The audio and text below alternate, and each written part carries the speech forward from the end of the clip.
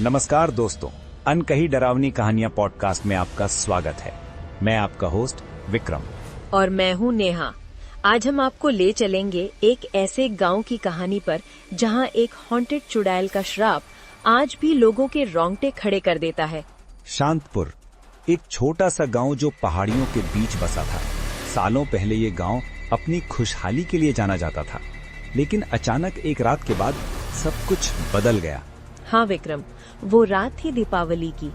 गांव के लोग जश्न मना रहे थे, दिए जला रहे थे, लेकिन उन्हें क्या पता था कि उस रात एक ऐसी घटना होगी जो उनके गांव के इतिहास को हमेशा के लिए बदल देगी। इस कहानी का मुख्य किरदार है अर्जुन, गांव का युवा शिकारी। वो गांव में अपनी बहादुरी के लिए मशहूर था। उस रात वो जंगल से लौट रहा था। अचानक उसने सुना एक अजीब सी आवाज, किसी औरत के रोने की आवाज।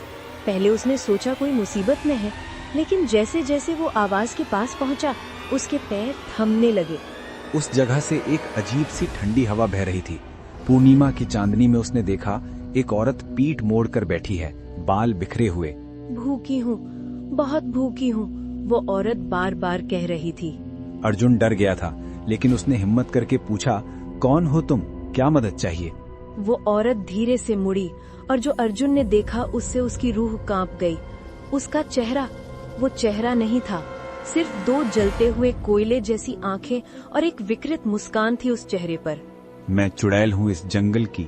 10 साल पहले तेरे गांव के लोगों ने मुझे जिंदा जला दिया था। अब मैं वापस आई हूँ अपना बदला लेने। उसकी आवाज इतनी भयानक थी कि अर्जुन के पांव जमीन में गड़ गए। चुड़ैल ने अर्जुन को अपना नाम बताया, माया। वो पहले गांव में औषधि बनाने वाली एक औरत थी। लोगों ने उस पर डायन होने का इल्जाम लगाकर उसे जिंदा जला दिया था। अर्जुन की आंखों के सामने चुड़ैल हवा में उठी, उसके बाल हवा में लहराने लगे। उसके शरीर से ऐसी गर्मी निकल रही थी जैसे लावा बह रहा हो। तुम्हारा गांव मेरे श्राप से तब तक जलता रहेगा जब तक कोई मेरी आत्मा को शांति नहीं देगा। ये कहकर वो एक चीख के साथ गायब हो गई। उसके गायब होते ही गांव की तरफ से चीखों की आवाजें आने लगी। अर्जुन भागकर गांव पहुंचा तो देखा कि वहां आग लगी हुई थी।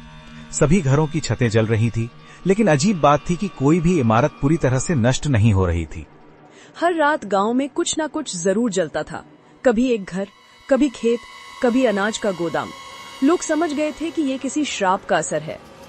अर्जुन ने गांव के बुजुर्गों को चुड़ैल के बारे में बताया। एक बुजुर्ग ने बताया कि 10 साल पहले गांव में एक औरत थी जो औषधियां बनाया करती थी। एक बार जब गांव में बीमारी फैली तो लोगों ने उस पर इल्जाम लगाया और उसे जिंदा जला दिया। अर्जुन ने तय किया कि वो इस रहस्य को सुलझाएगा और अपने गांव को इस श्राप से मुक्त कराएगा। उसने पूरे जंगल की खोज शुरू कर दी। अर्जुन को पता चला कि माया का झोपड़ा अभी भी जंगल के गहरे हिस्से में मौजूद है। वहां जाकर उसने माया की डायरी पाई, जिसमें उसने लिखा था कि वो कैसे गांव के लोगों की मदद करना चाहती थी। डायरी से पता चला कि माया बेगुनाह थी। वो एक वैद्य थी जो लोगों को जड़ी बूटियों से इलाज करती थी, लेकिन जब वो एक खास बीमारी का इलाज नहीं कर पाई तो लोगों ने उस पर डायन होने का आरोप लगाया। अर्जुन ने माया की अस्थियां ढूंढी और उन्हें विधि विधान से अंतिम संस्कार दिया। उसने गांव के लोगों से माया के प्रति अन्याय के लिए माफी मांगी। रात के अंधेरे में अर्जुन फिर से उसी जगह गया जहां उसने पहली बार चुड़ैल को देखा था। उसने अपने साथ माया की डायरी और कुछ फूल लेकर विनती की। माया, मैंने अर्जुन हूँ। मैंने पता लगाया है कि तुम्हारे साथ जो हुआ वो गलत था। मेरे गांव के लोगों ने अनजाने में एक बड़ी गलती की थी। हम सब माफी चाहते हैं। शांति से जाओ। अचानक एक ठंडी हवा चली और अर्जुन के सामने माया का रूप प्रकट हुआ। इस बार वो भयानक नहीं बल्कि शांत लग रही थी। माया ने कहा, अर्जुन, तुमने मुझे शांति दी है। मैं आज से तुम्हारे गांव को माफ करती हूँ। मेरा श्राप खत्म हुआ। ये कहकर माया की आत्मा हवा में विलीन हो गई। उस रात के बाद गांव में कभी आग नहीं लगी। लोगों ने माया के सम्मान में एक मंदिर बनाया जहां हर साल उसकी याद में दिए जलाए जाते हैं। लेकिन अजीब बात यह है कि आज भी पूर्णिमा की रात को अगर कोई उस जंगल से गुजरता है तो उसे एक औरत के रोने की आवाज सुनाई देती है। क्या वह माया है या कोई और आत्मा जो शांति की तलाश में है? ये रहस्य आज भी अनसुलझा है। तो दोस्तों, ये थी हॉन्टेड चुड़ैल के श्राप की कहानी। अगर आपको ये कहानी पसंद आई तो हमारे चैनल को सब्सक्राइब करना ना भूलें। और हाँ, रात को सोने से पहले अपने कमरे की खिड़कियाँ अच्छे से बंद कर लेना, क्योंकि माया सिर्फ उन्हीं को माफ करती है जो उसके साथ हुए अन्याय को स्वीकार करते हैं। अगली कहानी तक के लिए अलविदा। सावधान रहें और अंधेरे से डरे नहीं, उसके साथ दोस्ती कर ले। फिर मिलेंगे अगली डरावनी कहानी के साथ। तब तक के लिए नमस्कार।